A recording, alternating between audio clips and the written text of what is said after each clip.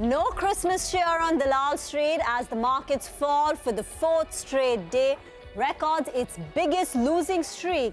In close to about 3 months, the Nifty and the Sensex see its biggest one-day fall in 3 months. In the last 3 days, the BSE companies have erased market cap gains of the last 3 months. What led to the fall on Dalal Street? Will the IT sector recover in 2023?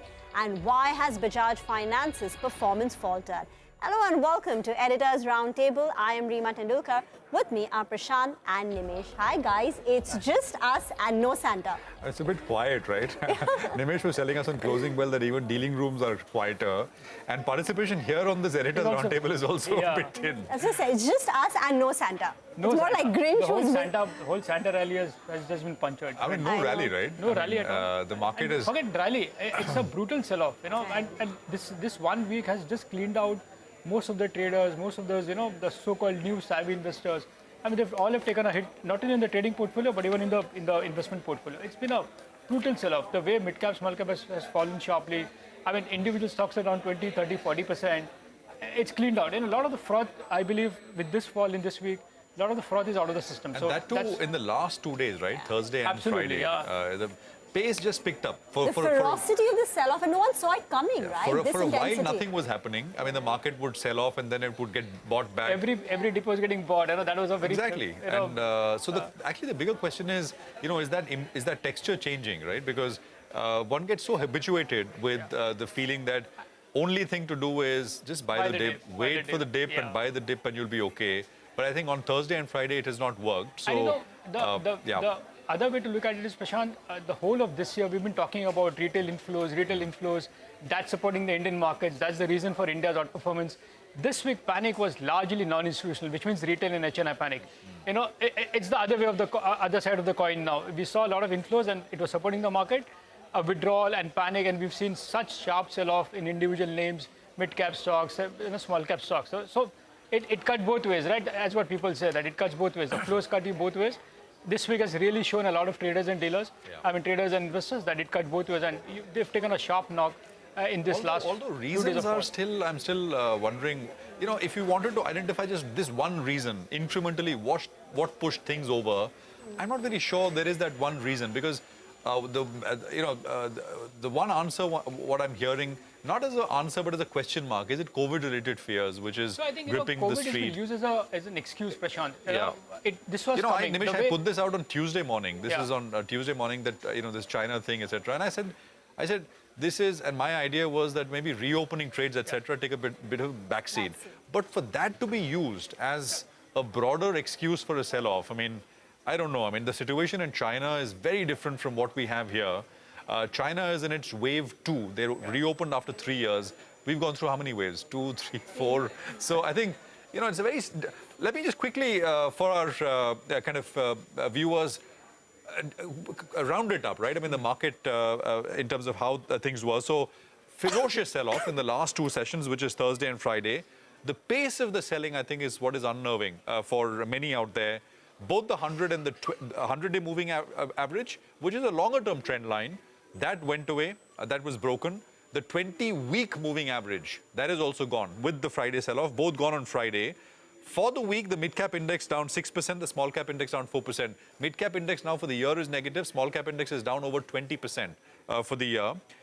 Just, you know, this is, I mean, I don't know, I should call it silver lining or not, but the Nifty RSI, Relative Strength Index, is now 32. You know, the lower bound usually gets to about 20, 25, and that's a signal that maybe things are getting too oversold. This is daily RSI, so it's not quite at the bottom, but, you know, it just gives you a sign. The mid-cap RSI is under 30 now, so which again is a good thing, which is the fact that maybe in the very near term, things are getting a little oversold, which could mean a little bit of a bounce, right? I mean, I'm not saying that we got a big bounce ahead of us or anything of that sort. I think all of us know that 23 is a tough year, it's going to be a tough year, etc. But maybe with the 5% drop that we've had very quickly from the highs, from 18,887, which was the all-time high, to now, I think in the very near term, maybe as we end this year, they may be not that cheer, but maybe a little bit of a bounce, Reema. Okay, so far at least it's eluded us, but half the dealing rooms are not there. So whoever you've spoken to, what's the feedback? I think the genesis of this fall? I think this week there was still a lot of participation. Only towards the end, people have started going on. So my understanding is come next week, Hong Kong and Singapore, virtually nobody will be there. So that way it's going to be a muted week next week. But this week there was enough participation. The overall feedback. Y2D, the mid-cap index has gone into the red. That's a big statement. That's a big news that people are in the last 1 week, the amount of money investors or traders have lost money in mid-cap and small cap is big.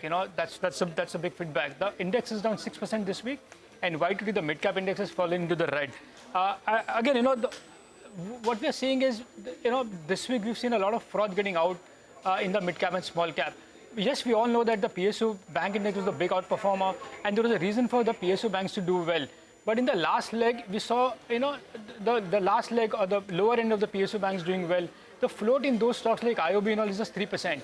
And the traded volumes on those stocks were like 3x or 4x of what the actual volumes were. So that showed the kind of exuberance which was there, and that's now completely cleaned out. There are a lot of stocks within the defense names, the PSU bank stocks, PSU stocks.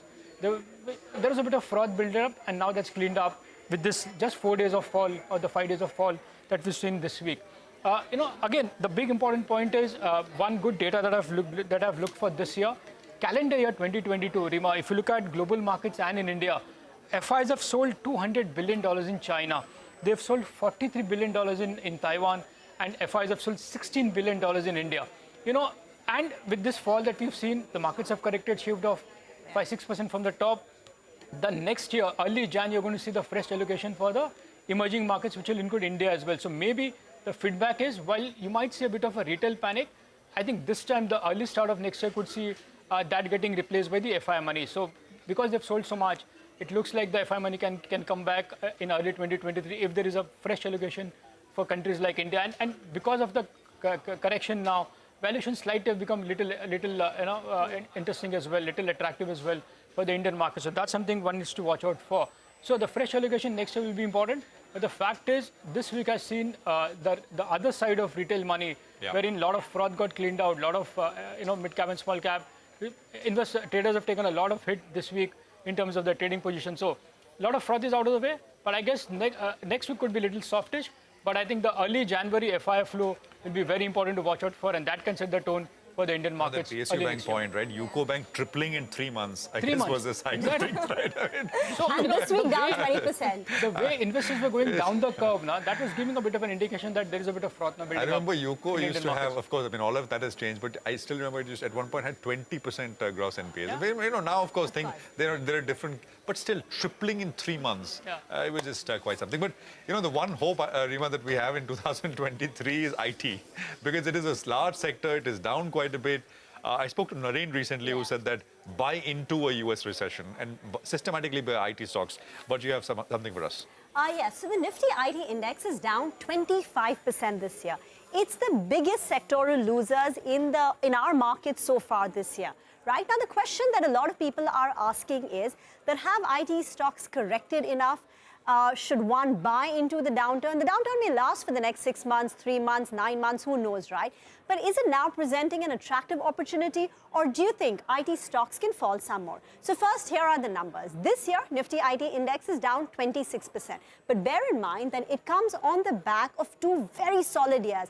In 2020 and in 2021, the Nifty IT index gave you a return of more than 50%. Now, I'm going to present 4 cases why IT stocks could weaken from here on, and 4 reasons why perhaps you should buy into the downturn, and then you can decide on which side of the fence you want to be on. So this is the bull and bear case on the IT. So first, number 1, we are talking about the bear case, right? CY23 budgets. CY23 budgets could get cut. CY23 budgets which get fixed in January could get delayed. There is also a risk that this time the tech budgets may be short term. The companies will decide their tech spend only for 3 months, 6 months, not for the full year. And there's also a risk, right, that if a company decides that I'm going to spend 5% on my technology budget in calendar year 2023, but my company's performance deteriorates as the year progresses, so my actual spend will be a lot lower than what I had initially planned for. So there is that divergence. Point number 2, the big elephant in the room is the US economy, right? There is a very strong correlation between the Nifty IT companies' growth and the US GDP growth. So if the US economy gets into a severe recession, a severe downturn, and then we could see EPS cuts. This is the Credit Suisse analysis. They're saying consensus expectation right now for FY24 is that the US real GDP growth is 0.6%. In that case, the Nifty IT companies will see a growth of 7.5%. But look at the bear case. If things go south and the US GDP growth gets into a deep recession, then the top line is going to get shaved off, and that will result in EPS cuts. Point number 3. Premium valuations. Despite the derating that we've seen, Indian IT companies are still trading at a premium to the kind of premium they command over the rest of the markets and the pre-COVID average. And point number 4, mid-cap IT could be vulnerable. And this is on account of 2 possible reasons. One, they have a greater concentration of dependence on their large clients. So if one of those large clients gets into pressure, then their revenues are disproportionately impacted vis-a-vis a large cap IT companies whose revenue base is far more diversified. And 2, it's vendor consolidation. So this is the bear argument, right? But on the bull side, right, the bottom may not be formed just yet, but in the next 3 months, 6 months, things could get worse and one should buy into. So we are in the final stages of a downturn. Now, IT companies have been consistent wealth creators. This is the CAGR returns over 3 years, 5 years, and 10 years. And you would see, on an average, these companies have given you returns of 20%. Now, TCS, Infi, these are very large companies. The TCS top line is $25 billion. These companies cannot be replicated in a year. These are companies which have proven themselves in the digital transformation wave that is currently ongoing. Point number 3, IT companies have seen 1 year of a time correction, and 2, they've seen significant valuation derating, right? So as I said, we could be in the final stages of an IT downturn. And 4th, the cloud adoption and migration is a multi-year tailwind. It can slow down, perhaps in 2023, but it is something which cannot be reversed. So that is, the bull and bear argument for the Nifty IT space. Let's see how it performs. But back to you guys. Reema, thanks very much for that. Very interesting. Let's jump from IT to the public sector companies, right, Nimesh? And you put data out last week that maybe they're at a multi-decadal breakout level. And I think Motilal has followed up with an interesting report. That's right. So, Prashant, before I talk about the PSUs and the PSA index, while the street is divided on the IT index, I mean, there are equal number of bulls and bears for IT for next year. That's what even Reema put out. But I think the one sector which is a consensus buy for many is the PSU index. I spoke about the breakout levels in the PSA index last week. Very interesting report from Motilal this week on the PSUs per se, and they are saying that the PSUs are scripting a comeback. Look at the number. The profit has tripled over FY20 to FY22 versus a flattish for the good 8 years between FY12 to FY20. In fact, this profit pool is largely led by the PSU banks. For the listed PSU universe, the profit CAGR for the last 5 years between FY17 to FY22 was 22.5% versus the private sector CAGR of just 14.5%. So the PSU companies have actually outperformed the private sector companies in the last 5 years, as per the Motilal report. In fact, Motilal also expects 8% earnings CAGR for the PSU basket, not only PSU banks, but for the overall PSU basket between FY22 and FY24. In fact, that's the numbers which Motilal is talking about. If you remember, Prashant, this week, Chris Wood had put out, the India, he's made some changes to the India portfolio, and he's added REC with a 4% weight. What was more striking was the fact that he's cut weights on blue chip names like HDFC Bank, ICICI Pru Life, ICICI Lombard, and has added REC. So PSU seems to be back in favor. There are technical reasons which we explained last week, and now there are fundamental reasons as well, explaining why the PSUs can make a very strong comeback purely from a fundamental point of view and from an earning point of view as well. All right, Nimesh, thanks for that. So we've spoken about IT and PSUs as sectors. I want to talk about one particular stock, and this is Bajaj Finance. And I'll tell you why this is interesting, right? I mean, Bajaj Finance is, if there is one name which is the absolute sort of top tier NBFCs, it is Bajaj Finance. Now, look at this headline, right? If things end like this, let's just go back to the first plate, please. If things end like this for Bajaj Finance, which is where the price is today, it will be the lowest return year, 2022, in the last 10 years. Bajaj Finance, as of today's close, is down about 8% for the year. Now, this is surprising, and this graphic will tell you why. The last time Bajaj Finance was down was in 2011. It was down 12%, and you can look at what has happened since. Just incredible run the stock has had, and this year, in 22, with a week to go, things can change, but I mean, I don't know how much. We're down 8% or so. So after 10 years, it's negative performance for Bajaj Finance. Now, this is what the stock has done, right? The lowest positive return for Bajaj Finance in that period has been 2013, which was 21%. The lowest return was 21%. Negative return years, of course, this year and 2011, as I said. And even with these two negative years, the CAGR since 2009 is 50%. I mean, this would rank in the top percentile. I think this would be number one or number two in terms of, you know, if you just look at the Nifty 50 stocks from the 2009 Nifty index and look at the constituents, this would be right up there. Now, these are valuations and how valuations for Bajaj Finance have moved. And, you know, you can see this step up, right? Every, 5 years, 6 years, the valuation moves up substantially and then it stays there. So in 2012, it was 1.8 times forward. This is all Bloomberg data. 2015, it moved up to 4 times. 1 year forward price to book. 2018, almost 7 times. It moved up to almost 8.5 times. This is, you know, in 2021. And right now, it's come off a little bit back to the 2017-18 kind of levels at about 6.48. But this is standalone valuation. We'll have to put this into perspective. But in any case, the current valuation is still much higher than the 12-year average of 4.5 odd times 1 year forward. Let's compare this to something, right? Now, what do we compare this to? Let's compare this to what is widely considered the highest quality top-tier bank, which is HDFC Bank, right? Now, this is Bajaj Finance and HDFC Bank. We spoke with JP Morgan's banking analyst who said that Bajaj Finance, and the reason, I mean, if you compare the stock price of Bajaj Finance and look at their AUM growth, they're very closely related, closely correlated. You know, the yellow one is Bajaj Finance, the yellow line is Bajaj Finance. As you can see, for a while, the loan growth was head and shoulders above HDFC Bank. There was a dip, you know, during COVID period, and then it is picked up once again. This is F5. This, you know, this is the last FY21 data. 22, you know, there is data, but more importantly, look at FY24, which is what markets are focused on, almost converging, right? HDFC Bank actually is at 26% estimated loan growth. Bajaj Finance is at 23 times. For 24, which is 1 year forward, HDFC Bank expected to do better than Bajaj Finance in terms of loan growth. Let's look at the other thing, which is profit after tax growth, PAT growth rate as well. Again, as you can see, Bajaj Finance head and shoulders above HDFC Bank for a while, right? This is the period of the valuation expansion. Sharp dip. I mean, HDFC Bank did not lose money during COVID. Bajaj Finance did report losses. And then there is a sharp recovery, which of course far exceeds what HDFC Bank has done. But here also, as you can see, there is some sort of a convergence. This is FY24 estimates. These are Goldman Sachs estimates. And FY24, Bajaj Finance is expected to grow profits of 19%, HDFC Bank of about 27% or so.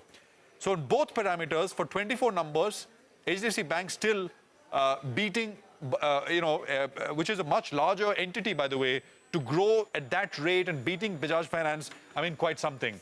Now, this is valuation comparison for both, and I think this is the point which JP Morgan's Saurabh was making. You know, Bajaj Finance commanding premium valuations as compared to HDFC. At the peak, the number was about 172% premium over HDFC Bank's valuation.